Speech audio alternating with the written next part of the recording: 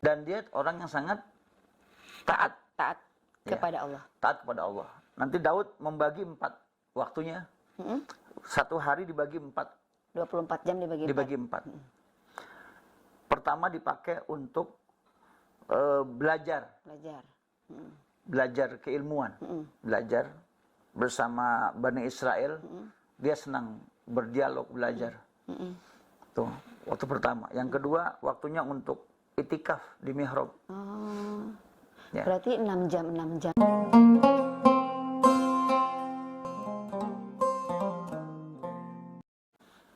Bismillahirrahmanirrahim. Rabbi a'udzubika min hamazati syayatin wa a'udzubika rabbi ayyahdurun. Assalamualaikum warahmatullahi wabarakatuh. Waalaikumsalam warahmatullahi wabarakatuh. Sahabat yang dirahmati Allah, berjumpa kembali dengan kami dalam kajian mengenal konsep penamaan Nabi dan Rasul Allah Subhanahu wa taala yang ada dalam Al-Qur'an. Malam ini kita akan melanjutkan ke Nabi Daud alaihissalam. Bang Sarip, malam ini kita akan membahas tentang Nabi Daud alaihissalam. Ya, Daud alaihissalam. Ya. Ada berapa kali Allah menyebutkan nama Nabi Daud dalam Al-Quran? Ya, dalam Al-Quran Allah menyebut nama Daud sebanyak 16 kali. 16 kali. Ya. Banyak ya, 16 kali. Kemudian ada di beberapa surat. Ada berapa surat? Kita buka ya. Nanti kita teman-teman, sahabat-sahabat, tolong diperhatikan. Ada surat-surat di mana Nabi Daud disebut namanya ya. Yang pertama di surat kedua Al-Baqarah. Al-Baqarah. Ayat 251. Terus di surat keempat An-Nisa ayat 163. Surat kelima Al-Maidah ayat 78. Surat ke-6 Al-An'am ayat 84. Surat ke-17 Al-Isra ayat 55. Surat ke-21 Al-Anbiya ayat 78-79. Surat 27 An-Naml ayat 15-16. Surat ke-34 Saba ya. Ayat 10 dan ayat ke-13. Kemudian yang banyak di surat ke-38 Shad ayat 17, ayat 22, ayat 24, 26 dan ayat 30.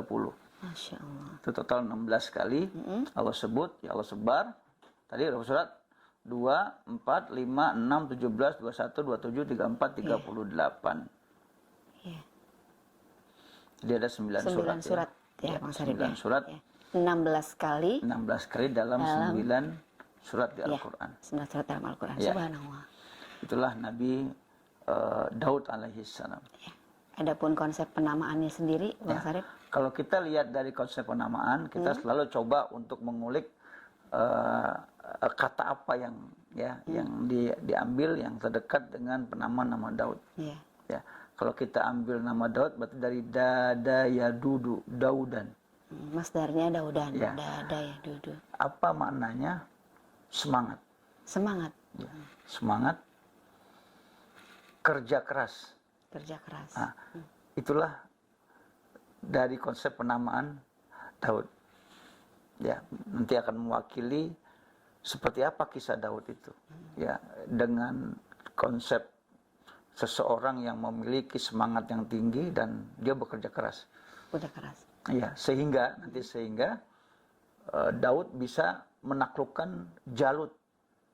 Raja. Ya, Raja Jalut yang Goliat ya, kalau bahasa itu yang digambarkan sebagai raja yang punya tubuh raksasa.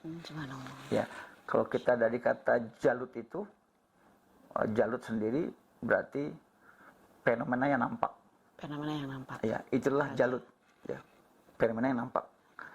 Jadi semangat dan kerja keras itu dapat mengalahkan ya segala fenomena-fenomena yang ada. Ya.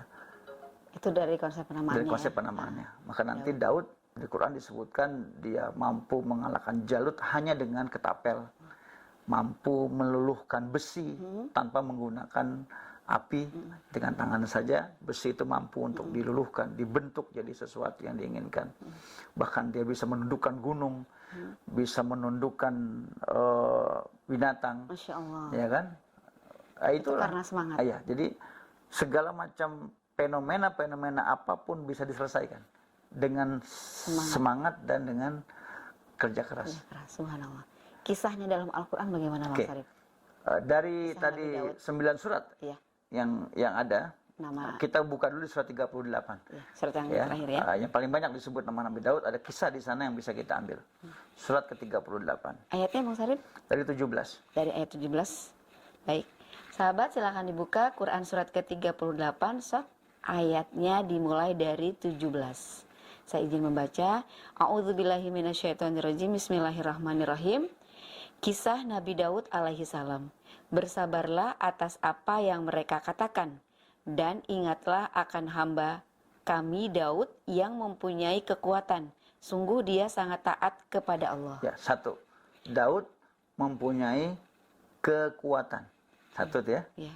Ya, jadi kekuatannya itulah. Sungguh. Kenapa dia punya kekuatan? Kekuatan itu muncul dari semangat dan kerja keras yang dimiliki, menumbuhkan ya sebuah kekuatan. Karena semangat tadi ya. Dan dia orang yang sangat taat kepada Allah. Taat kepada Allah. Nanti Daud membagi 4 waktunya. Satu hari dibagi 4. 24 jam dibagi 4. Pertama dipakai untuk belajar keilmuan, belajar bersama Bani Israel. Dia senang berdialog, belajar. Tuh, waktu pertama. Yang kedua, waktunya untuk itikaf di mihrab. Ya. Berarti 6 jam ya Bang Sarip? Ya, Kan pokoknya beliau bagi 4. Ya. Ya. 6 kali 4, 24. Ya, untuk di mihrab. Dalam mihrab lah beliau menyiapkan dirinya untuk dekat kepada Allah. Tadi dengan belajar kepada manusia, kepada sesama. Kemudian dia di mihrab, berdiam diri di mihrab.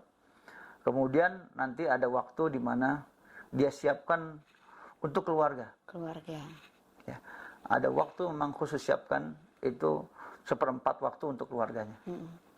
Nah, dan 1/4 waktu lagi yang terakhir? Ya, inilah tadi dia untuk berkarya. Subhanallah. Kalau kita bekerja itu ya? Iya, dia berkarya. Jadi untuk belajar dengan sesama manusia, belajar di mihrab, mungkin taqarrub ilallah ya. Kemudian untuk keluarga dan untuk berkarya. Jadi beliau membagi waktu. Dan disiplin dengan 4 itu. Semangat untuk menjalani hidup beliau dengan 4 tadi. Itu ya, dikatakan sebagai orang yang sangat taat kepada Allah Subhanahu wa taala. Orang yang kuat. Ya. Lanjut Bang Sarip, kisahnya dalam Al-Quran. Lanjut di ayat 18 ya sahabat, silakan. A'udzubillahi minasyaitonirrajim. Bismillahirrahmanirrahim. Sungguh kamilah yang menundukkan gunung-gunung untuk bertasbih kepada dia Daud pada waktu petang dan pagi. Nah, ini dahsyat. Gunung-gunung ditundukkan oleh Allah bertasbih kepada Nabi Daud. Kepada Allah. Kepada Allah maksudnya. Melalui bersama-sama. Jadi Daud dapat menundukkan gunung-gunung untuk bertasbih bersama-sama. Memuji Allah, mensucikan Allah di waktu pagi dan petang. Kata tasbih itu sering dipakai dengan kata sholat. Jadi kalau ada kata tasbih dalam Al-Quran mensucikan Allah, itu bimana sholat. Di sholat Nabi Daud itu pagi dan petang. Yusabbihna bimana di sini? Ya, pagi dan petang. Mananya sholat. Sabihu itu. Ya, pagi dan petang, sholat berbarengan. Bagaimana caranya sholat bersamaan dengan gunung-gunung itu? Kan dimulai dari kisah Musa sebelumnya. Kan ini kan beliau masih melanjutkan nanti Bani Israel. Ya. Daud melanjutkan kepemimpinan Nabi Musa untuk memimpin Bani Israel. Bani Israel. Ini yang dahsyat sebenarnya. Bagaimana cara kita bisa bertasbih bersama dengan alam semesta. Bahwa sholat kita nggak hanya sendiri, tapi kita juga sholat bersama alam semesta. Insyaallah. Ya, nah itu. Bagaimana caranya? Kalau dibilang bagaimana caranya? Jadi dengan kita mengatur, mengolah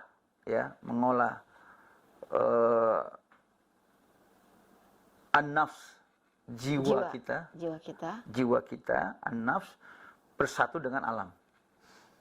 Yang an-nafs itu, jiwa itu ini jiwa kita ada nih, jiwa kita sekarang ada. Tandanya apa? Kita bernafas. Kalau kita udah nggak bernafas, berarti jiwa kita sudah hilang, nggak ada kan? Ya, jadi cirinya kita masih punya jiwa adalah adanya nafas. ada an-nafs. Maka kata an-nafs berarti jiwa. Kata nafs juga nafas. Setelah kita nafas, kita punya nafsu. Punya nafsu. Nafsu, punya keinginan. Punya keinginan. Harapan. Nah, bagaimana kita menyatukan antara keinginan kita dengan keinginan alam semesta? Itu kan? Iya. Nah, bagaimana caranya kita bisa menyatukan frekuensi diri kita dengan alam. Itulah yang dimiliki oleh Nabi Daud alaihissalam. Gunung-gunung, subhanallah. Ini mungkin yang beliau bagi waktunya dengan mihrab ya. Ya. Kan tadi dengan manusia, kemudian keluarga, yang terakhir berkarya. Ya. Subhanallah. Di nafasnya Nabi Daud alaihissalam itu, kalau bilang senafas dengan gunung-gunung dengan alam semesta. Bertasbih memuji Allah. Ya. Subhanallah, sahabat. Dilanjut lanjut. kisah beliau di dalam Al-Quran. Ayat yang ke-19-nya, sahabat. A'udzubillahi minasyaitonirrajim. Bismillahirrahmanirrahim. Dan kami tundukkan pula burung-burung dalam keadaan terkumpul, masing-masing sangat taat kepada Allah. Ya. Burung juga sama. Jadi selain gunung, juga burung yang makhluk hidup ya. Burung makhluk hidup. Jadi dahsyatnya Allah kasih juga mukjizat kepada Nabi Daud. Daud bisa berkomunikasi dengan burung. Sama dengan Nabi Sulaiman. Nanti ini yang diturunkan kepada anaknya Sulaiman. Ya, nanti akan diwarisi ya kemampuan untuk menguasai gunung dan berbicara dengan hewan itu akan diwarisi kepada putra beliau Sulaiman alaihissalam. Subhanallah. Insyaallah. Ya. Burung itu bertasbih dengan cara mengepakkan sayapnya. Pagi. Jadi ketika sedang pagi burung terbang cari rezeki, sore dia pulang untuk bawa rezeki. Itu dia dari tasbihnya Nabi Daud pagi dan sore. Masya Allah, subhanallah. Ya, jadi gimana cara tasbihnya burung mengepakkan sayapnya. Mengepakkan sayap, itulah tasbihnya burung. Pagi dia keluar mencari rezeki, mencari nafkah, sore dia pulang untuk membawa nafkah rezeki, menafkahi keluarganya. Kalau gunung bagaimana Bang Sarip? Ya? Bertasbihnya? Ya, sama. Apa anginnya kencang gitu, apa-apa gitu? Kan kalau di gunung tuh banyak pohon ya. Kalau dari jauh tuh kan gunung pas kita deketin tuh banyak. Coba kalau kita naik ke gunung, ya kita pejamkan mata kita, ya kita dengarkan itu suara apa yang dapat kita dengar. Ya. Suara angin. Karena kan kita berada dalam ketinggian. Iya. Kalau angin itu kita mau dengerin lagi, gitu, kita mau simak lagi anginnya, zikirnya apa? La ilaha illallah. Iya, ketika angin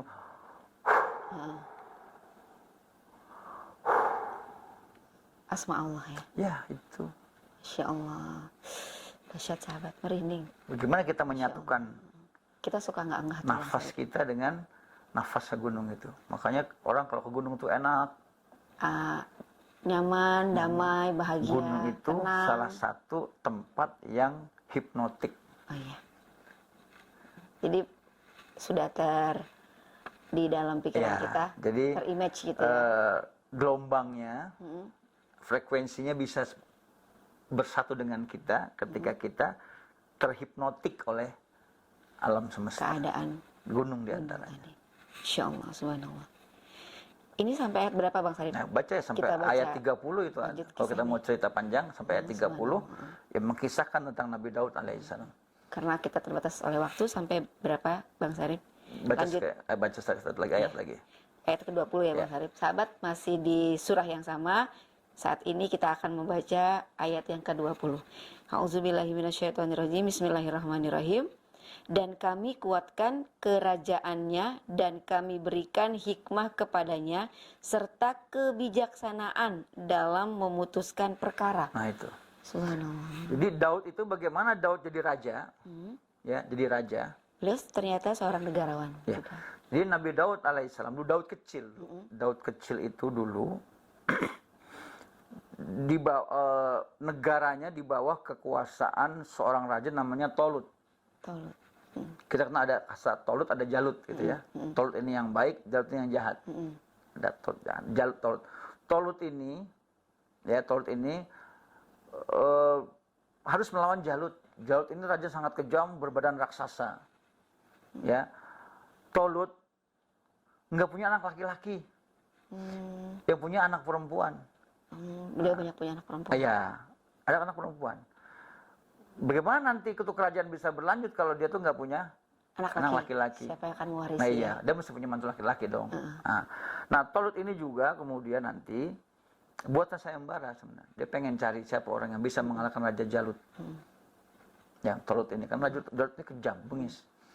Nah, kemudian nanti Tolut mengangkat seorang ajudan juga yang sebenarnya dia nabi, tapi tidak masuk dalam kategori Rasul disebutnya. Ada nabi namanya Nabi Sam'un. Sam'un. Yang dalam cerita ada kisah namanya Samson. Samson and Delila. Dia nabi sebenarnya. Nabi maksudnya. Dia nabi, tapi bukan Rasul.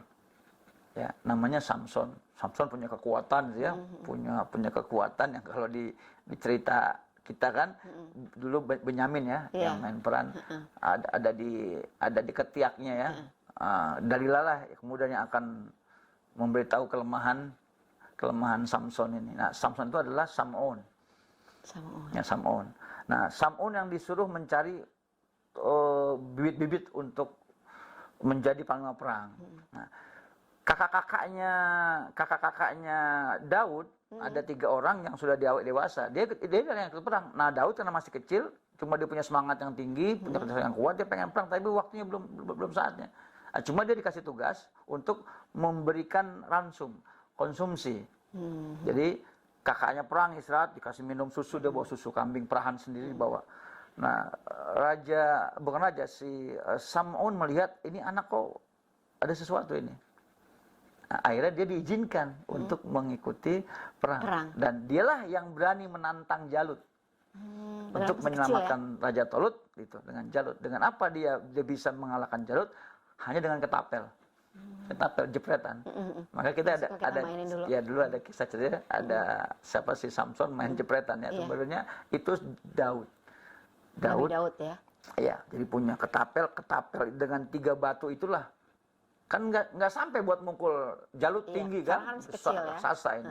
Nah, dengan cara itu ketapel. Nah, begitu kena jidatnya, titiknya langsung kena, jatuh tumbang Jalut, kocar kacir semuanya. Nah, disitulah kemudian dia diangkat jadi nanti dewasa dia diangkat jadi panglima perang, kemudian diangkat jadi menantu raja, kemudian mewarisi kerajaan. Nabi Daud alaihissalam. Subhanallah. Jadi beliau seorang negarawan juga ya Bang Sarip. Bang Sarip, ini kalau kita baca semua kisahnya tadi ada di beberapa surat ya, 9 surat ya. Sekarang kita karakternya Bang Sarip, ingin mengetahui karakter dari Nabi Daud alaihissalam. Kita harus mencontoh atau mengambil karakter baik dari Nabi Daud alaihissalam. Ya kan, apa tadi karakternya adalah semangat yang tinggi dibuktikan dengan kerja keras. Punya semangat, nggak ada kerja keras, nggak terwujud. Nah, dengan semangat dan kerja kerasnya inilah tadi dia mampu untuk merobohkan Jalut. Yang secara hitungan nggak mungkin. Karena masih kecil. Tapi dia mampu mengalahkan Jalut dan dengan senjata juga yang secara akal tidak mungkin. Hanya menggunakan ketapel dan 3 buah batu. Ya, jadi sesungguhnya bukan soal materinya. Semangat dan kerja keras kita lah yang akan mampu menundukkan Jalut yang lain, yaitu fenomena yang tampak di hadapan kita. Sesulit apapun semuanya bisa dikalahkan dengan semangat dan kerja keras. Subhanallah. Jadi kebodohan, kemiskinan, semua bisa kita kalahkan. Ya, termasuk tadi nanti kisah lain di Quran yang banyak tentang Nabi Daud adalah kisah bagaimana Nabi Daud mampu menyelesaikan permasalahan keumatan. Ya, yang sulit untuk dipecahkan, Daud mampu memecahkan memecahkan perkara-perkara itu dengan kerja keras dan dengan semangat dia, keyakinan dia bahwa ini harus terpecahkan. Dalam Al-Quran, kebijaksanaan dalam memutuskan. Ya, itulah yang dimiliki karena dia berpikir keras dan dia sungguh-sungguh dia yakin ini akan ada jalan keluar. Itu yang harus kita miliki. Subhanallah. Ya, kita imani dan kita miliki dalam diri kita bahwa kita harus punya semangat. Dan perlu diri kita yang ingin mentauladani, ya, mentauladani tadi kita pakai 4 tadi itu. Ya. 4 Pembagian pekerjaan, waktu pembagian tadi waktunya, yang disampaikan oleh tertib Bang Sarip. dia dengan 4 waktu itu, belajar, mendekatkan diri kepada Allah, menyelesaikan perkara keumatan, dan satu lagi adalah belajar kerja keras, karya. Ya. Nah, dan beliau puasa. Beliau Sehari juga puasa. sehari tidak. Sehari puasa. Itu yang dikatakan oleh Nabi Muhammad, ini puasa terbaik. Seling-seling. Seling-seling. Hari ini puasa, besok tidak. Besok tidak. Dan lagi-lagi puasa mengantarkan orang Puasa kepada membuat orang kecerdasan kepada kecerdasan dan pada kepekaan ya dan Bang Sarip. kepekaan. Subhanallah. Insya Allah. Mudah-mudahan kita semuanya bisa memiliki karakter Daud. Amin. Masih di bulan Ramadan, Iya. bisa mengasahnya itu ya Amin. Bang Sarip. Allah Subhanallah. Jadi waktu dibagi 4 ditambah puasa akan melatih semangat dan kerja keras kita. Ya, orang kalau nggak semangat nggak bisa puasa. Ya. Iya. Jadi kebodohan, kemalasan, ketidakmampuan itu bisa Harus dikalahkan ditaklukkan dengan semangat. dengan Daud Dengan dalam Daud. diri kita. Subhanallah. Terima kasih Bang Sarip atas kajiannya, sahabat. Demikian tadi konsep penamaan Nabi Daud alaihissalam. Kisah-kisahnya dapat sahabat baca sendiri nanti di rumah karena mohon maaf keterbatasan waktu di 9 surat yang sudah disebutkan tadi oleh Bang Sarip. Adapun karakternya, semangat dan kerja keras, semoga Allah lekatkan itu kepada kita semua. Kurang lebihnya kami mohon maaf. Apabila ada kesalahan dan kehilafan, kita akan bertemu kembali pada episode berikutnya. Kami berdua pamit undur diri. Wabillahi taufiq wal hidayah. Wassalamualaikum warahmatullahi wabarakatuh.